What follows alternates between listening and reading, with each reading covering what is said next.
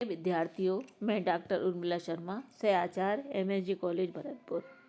मैं आज आपको सूरदास कृत सूर पंचरत्न कृति के 2 पदों की व्याख्या कराने जा रही हूँ, जिसमें पहला पद इस प्रकार है। धोखे ही धोखे डहकाया, समुझ न परी विषय रस गीदो, हरि हीरा घर माज गवायो। जो कुरंग जल देख पिबन को, प्यास न गई दसों दिस धायो। जन्म जन्म बहु कर्म किए हैं, जन जन पे आपू नप बंधायो। जो सुख से वर सेई आस लगी, निस्वासर हट चित लगायो।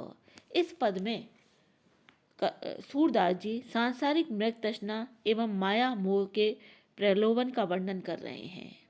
सूरदास जी कहते हैं कि मैं धोखे ही धोखे में ठगा जाता रहा हूँ।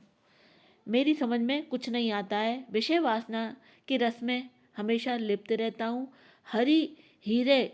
हरि का नाम रूपी हीरे को मैंने अपने हृदय से गवा दिया है। जैसे मृग रेगिस्तान की धूल पर जब सूरज की किरणें पड़ती हैं तो वह पानी की तरह दिखाई देती हैं और प्यासा मृग उन्हें पानी समझकर दौड़ता है, लेकिन पानी ना मिलने पर वह प्यासा ही मर जाता है। उसी प्रकार मैं भी निरंतर माया के पीछे दौड़ता रहा हूँ। आगे वो एक उदाहरण और देते हैं।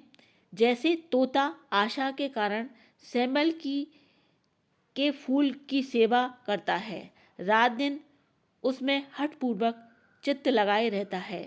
जब भी फल चखता है वह खाली पड़ जाता है, रूई उड़ जाती है, जिसे देखते ही तोते को चक्कर आ जाता है।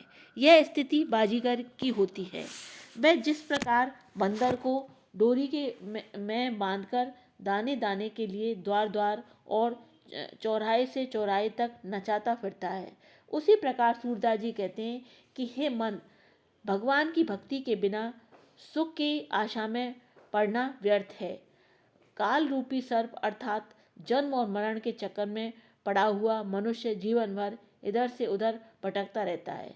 जिस प्रकार सर्प के दंश से में मृत व्यक्ति को मोक्ष प्राप्त नहीं होता, उसी प्रकार भगवान के भजन के बिना मनुष्य के नाशवान शरीर को गति प्राप्त नहीं होती। अब मैं इसके विशेष बिंदु बताती हूँ।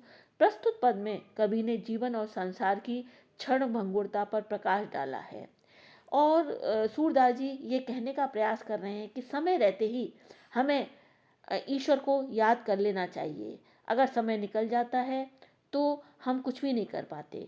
एक उदाहरण जैसे मैं आपको देती हूँ। आछे दिन पाछे गए, हरि से किया ना हेत, अब पछतावत होत क्या, जब चिड़िया चुग गई खेत।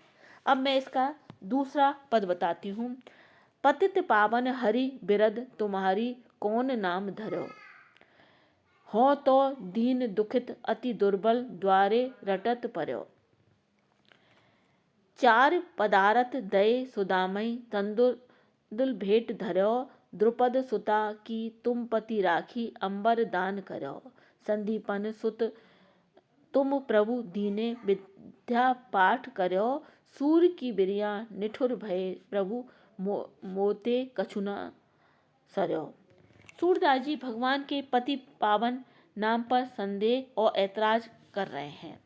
वे कहते हैं, हे हरि, आपका पतित पावन जो नाम है वह गलत है।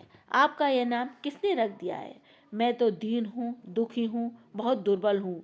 आपके द्वार पर पड़ा हुआ पुकार रहा हूँ, नाम जप रहा हूँ। सुदामा ने आपको तंदुल भेंट किए थे तो उसको 4 पदार्थ धर्म अर्थ काम मोक्ष आपने दे दी है।